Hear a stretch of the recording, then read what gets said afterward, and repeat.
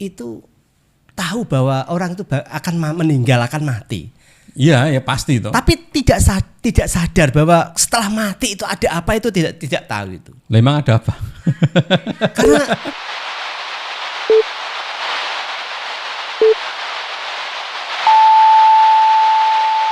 Oke kawan, kita ini ketemu Kang Rohmat, jadi kita ngomongnya agak-agak serius. Tadi katanya Kang Rohmat ngomong masalah mati itu nyata, mati itu mutlak nyata, tapi kita tidak menyiapkan kematian. Lah kira-kira apa yang disiapkan nak mati? Iya, ini gini Pak, saya itu kadang berpikir, kadang orang itu tahu bahwa orang itu akan meninggal, akan mati. Iya, ya pasti itu. Tapi tidak sadar bahwa setelah mati itu ada apa, itu tidak tahu itu. Lah emang ada apa? Karena kita adalah sebagai manusia itu pasti mempertanggungjawabkan apa-apa yang kita lakukan di dunia ini. Tapi kan gini Kang. Iya. Jadi ada yang mengatakan kita hidup di dunia mikir ke dunia dulu. Iya. Kalau sudah tua baru mikir kematian. Ya itu yang salah. Oh salah ya? Salah Pak. Terus ada yang mengatakan bahwa ibadah kita itu kalau dihitung-hitung itu tidak sesuai dengan perlakuan kita, dosa kita lah. Iya. Makanya katanya ini kata Gus Baha katanya, yang kita diselamatkan masuk surga itu karena karunia Allah. Karena kerahmatannya Allah. Jadi kan akhirnya kan nyantai wae lah urip dunya. Katanya semua ini ibadah Kang Rohmat. Iya. Saya bekerja juga ibadah. Betul, itu betul Pak. Iya kan? Saya ngasih uang anak juga ibadah. Itu kan juga mempersiapkan. Iya. Apa yang salah? Yang salah itu gini Pak. Kalau itu semuanya itu pas, itu betul Pak. Kalau kita berbuat, beramal, diniati dengan niat ibadah itu semuanya menjadi ibadah. Karena inama amalu binniat, semua perbuatan kita itu tergantung niatnya. Jenengan bekerja diniati ibadah, ya jadi ibadah. Ketika mohon maaf, ketika jenengan meninggal dalam kategori jenengan bekerja, itu dikategorikan syahid. Kan artinya kan kita sudah menyiapkan Kang. Itu yang Apalagi hati kita itu sudah berniat di ibadahnya. Yang saya katakan bahwa saiki wong kuwi do ngerti nak bakale mati. Tapi kok ora do sangu, ora do persiapan, ora do sadar nak ndeke bakale mati. Oh, kalau saya kan nggak mau berkibat ke orang lain ya. Saya ngibat saya diri sendiri. Iya. Saya ngurusi dunia tapi juga mikir Kang. Misalkan katanya suruh semua kegiatan kita diniatkan ibadah. Itu sudah bagus Pak itu. Nah ya, seperti kita ngobrol ini ya niat ibadah. Siapa tahu ada titik kebaikan yang jadi orang bisa jadi pegangan. Iya. Ini kan ibadah. Apa yang dimaksud ibadah katanya kok belum siap apa? Apa yang belum? Karena banyak sekali orang yang di luar sana Pak itu bekerja untuk dirinya di saat ini, di dunia ini, yang jenengan katakan tadi itu memang sudah benar-benar semuanya adalah ibadah, semua itu real. Apa yang disampaikan tadi, sabdakan Kanjeng Rasul. Amal perbuatan jenengan kalau diniati ibadah semuanya menjadi, itu sudah luar biasa bagusnya Pak. Banyak sekali yang di sana-sana Pak, dia itu kadang katakanlah orang yang tukang mengubur orang mati. Itu dia tahu. Tahu bahwa dia itu akan seperti itu.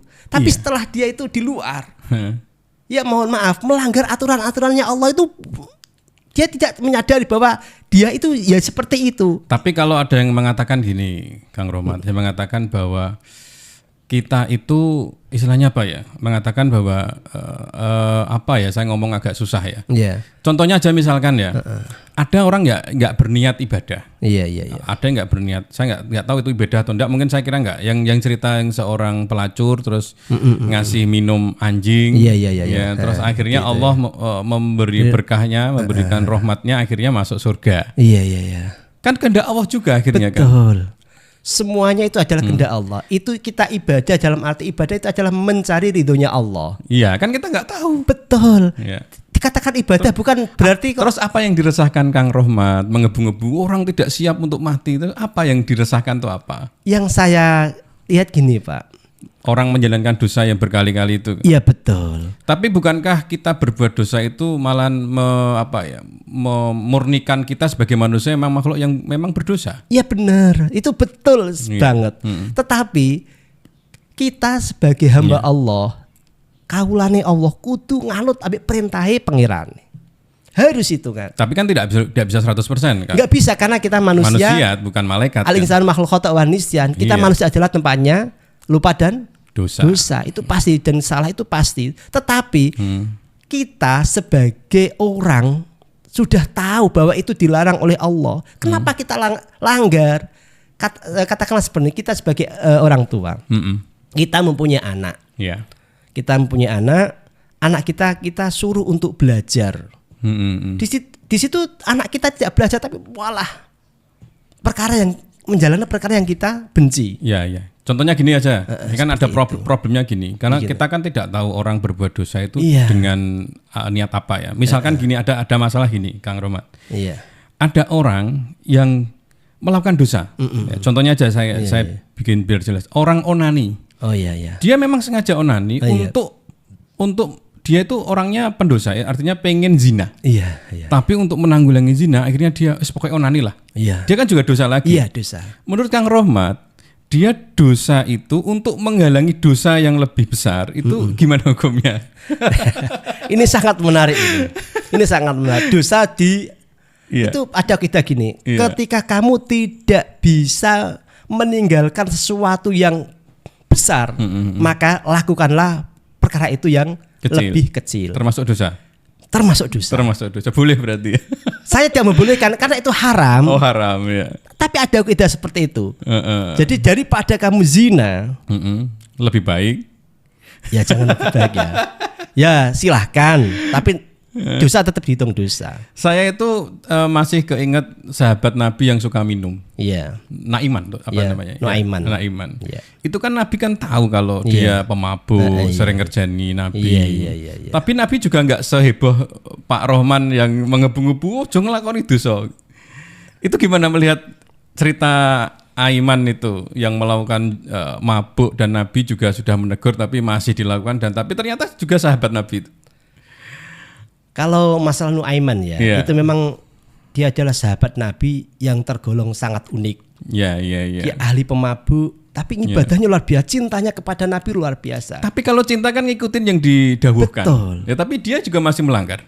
Karena dia itu sudah mendarah daging ya, minumnya ya. Dia itu minum itu dilarang kan baru waktu kenabian. Sebelum itu kan diperbolehkan. Makanya karena sudah mendarah daging, tidak bisa ditinggalkan, maka piye-piye lah kan gitu. Nah, itu Kang Rohmat, maksud saya itu mungkin orang-orang yang menjalani dosa itu karena sudah mendarah daging ya tadi ya. Iya. Orang judi, kadang sudah diingatkan itu loh. Iya. Judi dilarang, tapi masih aja berjudi.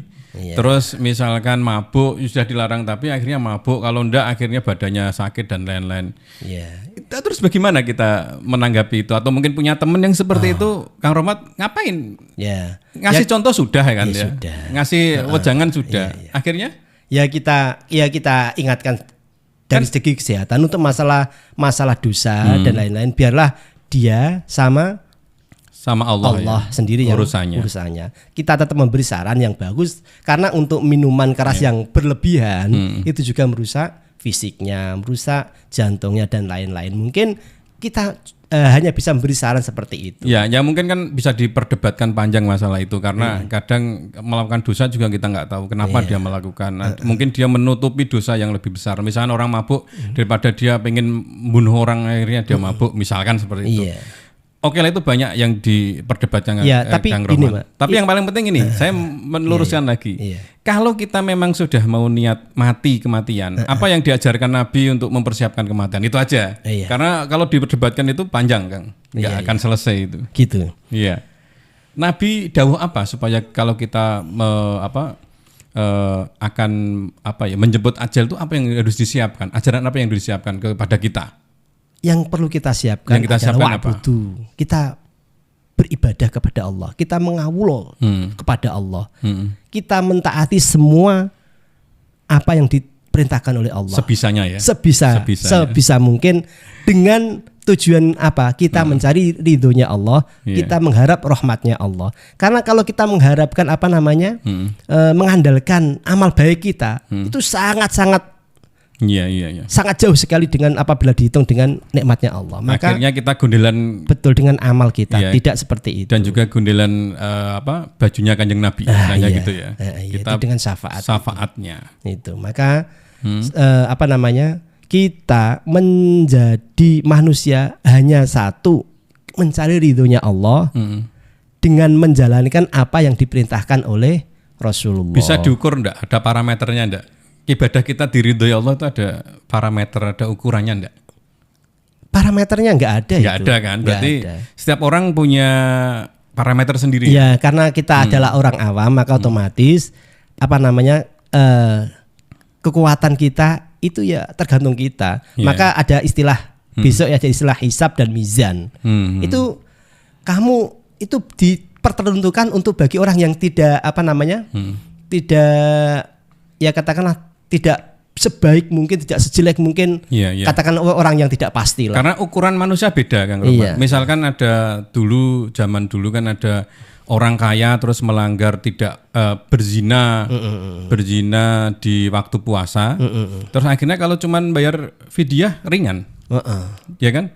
Kan ringan itu. Orang kaya cuman bayar berapa, orang miskin ringan kan? Akhirnya kan hukum berbeda-beda juga. Akhirnya disuruh puasa terus menerus kan, berbeda dengan orang yang miskin kan? Betul. Ya kan, berarti hukum itu sesuai dengan kapasitas ya. Akhirnya ibadah kita juga sesuai dengan kapasitas. Benar. Iya kan? Mungkin Kang Rohman ahli pidato, ahli guru ngaji, mungkin ibadahnya lebih, kalau dinilai secara fisik mungkin lebih tinggi daripada saya. Mungkin sholat malamnya bisa 12 rakaat gitu. 13 rakaat plus kunut lah.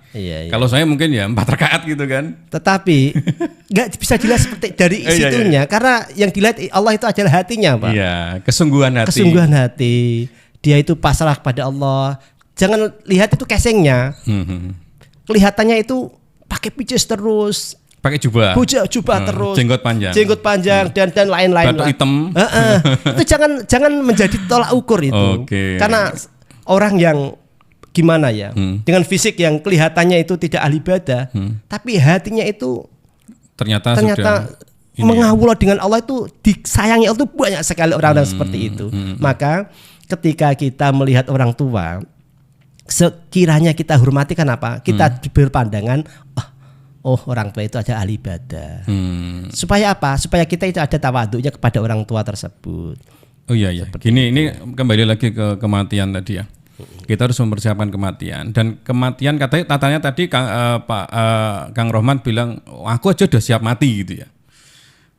Mati itu kan menyakitkan, Kang Rohman katanya. Pasti ya? Menyakitkan banget. Sakit kan? Luar biasa, karena Nabi aja berkeringat ketika itu katanya. Iya. Badan panas ya. Iya, sampai menangis. Iya. Kalau kita kayak apa gitu ya? Wah, saya nggak bisa membayangkan. Lah kalau Kang Rohmat sudah siap, saya belum, Kang. Terus terang, kesakitan itu belum, mau sampai disuntik aja saya belum siap. Sakit saya. Karena gini, Pak, kalau saya melihat, katakan orang yang takut mati, otomatis dia itu kadang berpikiran, wah, umurku jadi panjang. Bukan itu. Kalau saya takut mati karena saya merasa bahwa dosa saya banyak, saya merasa amalan saya kurang, saya merasa keikhlasan saya kurang, saya merasa orang yang kurang dalam. Maka dengan kekurangan itu, Pak, dengan jenengan bicara seperti itu, otomatis itu adalah ta'abud jenengan kepada Allah. Otomatis nanti ada perbaikan. Makanya saya masih takut mati, kan. Iya. Karena saya merasa banyak kekurangan. Kalau saya banyak kekurangan, saya belum bisa membahagiakan keluarga saya dan lain. Saya merasa seperti itu. Karena kalau yang Pak, jenengan takut mati atau takut mati atau tidak takut mati, itu seandainya ajalnya sudah sampai, mau tidak mau ya tetap harus kita jalankan. Maka takut tidak takut, mati harus kita hadapi. Ya memang seperti itu. Ya mati kan memang takdir yang tidak bisa ditolak. Betul. Tapi kan karena saya takut mati, saya harus menjaga kesehatan. Saya karena takut mati, saya harus lebih baik gitu. Maksud saya gitu. Kalau urusan nanti mati seperti apa ya urusan Allah. Karena ada cerita ini, Kang, ya Pak.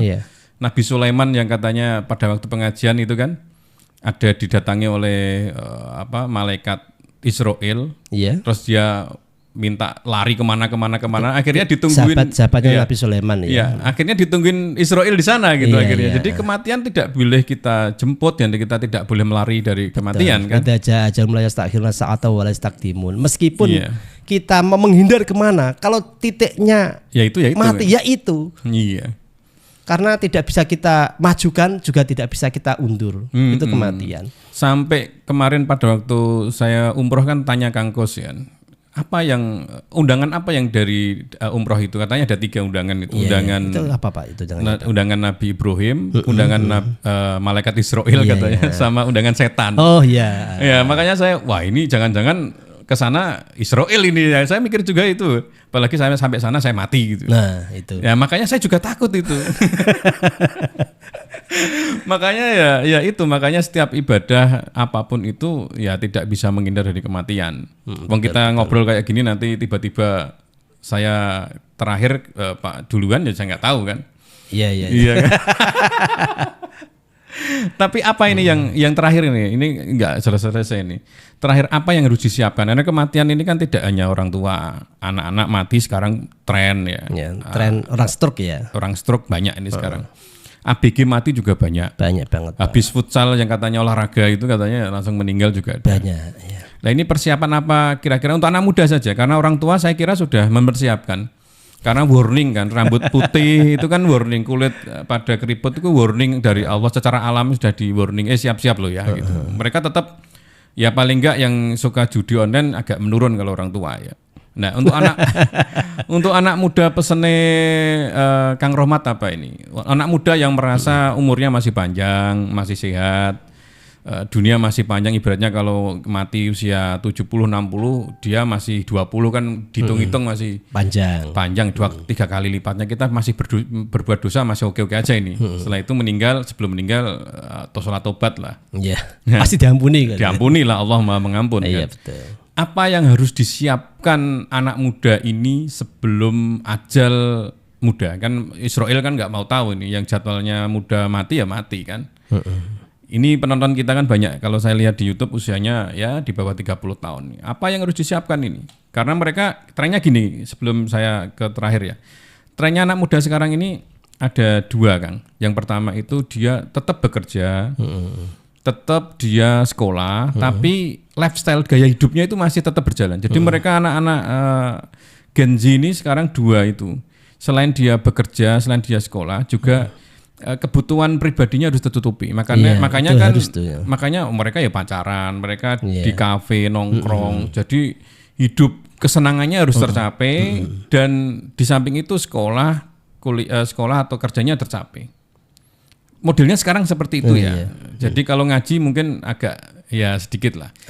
Nah, tapi apa yang harus disiapkan untuk anak muda ini? Pesan-pesan aja dari orang sepuh Kang Rohmat untuk anak muda sekarang. Ya paling enggak pesan kepada anaknya kan sudah kuliah juga kan. Seusia saya itu apa yang dipesankan untuk anaknya biar ada bobotnya lah podcast siang ini.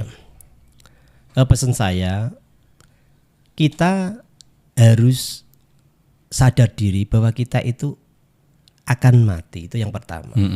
Dengan apa kita besok mempersiapkan menghadap Allah? Dengan amal-amal kebaikan.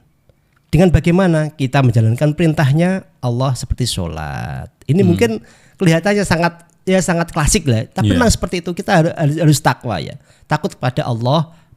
Dalam arti meninggalkan semua larangan, menjalankan semua perintahnya.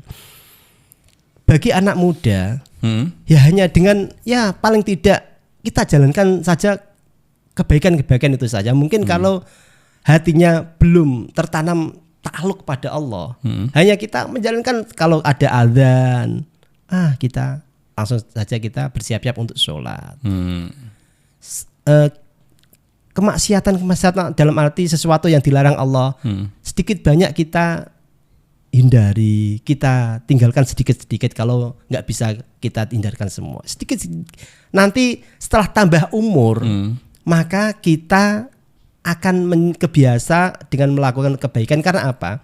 Karena biasanya orang mati itu akan orang mati itu akan melakukan perkara yang biasa dia lakukan. Dia itu sesuai kebiasaan. Betul, sesuai kebiasaan. Biasanya dia itu kok minum. Mungkin suatu saat kalau dia itu dalam hati masih yakin, masih tidak sulit untuk meninggalkan itu. Dan minum, mungkin suatu saat dia itu akan mati dengan keadaan minum. Kalau dia itu ahlinya dengan kebaikan seperti sholat dan melakukan kebaikan yang lain, maka suatu saat dia itu akan mati dengan kondisi yang dia lakukan tiap hari. Ya, ini saya tutup seperti karena itu. Kemarin ada orang meninggal itu saya lihat di media sosial main game 24 jam, lupa sholat, lupa makan, akhirnya dia main terus jatuh, stroke, kepalanya kebentur, akhirnya meninggal dalam keadaan megang stick game.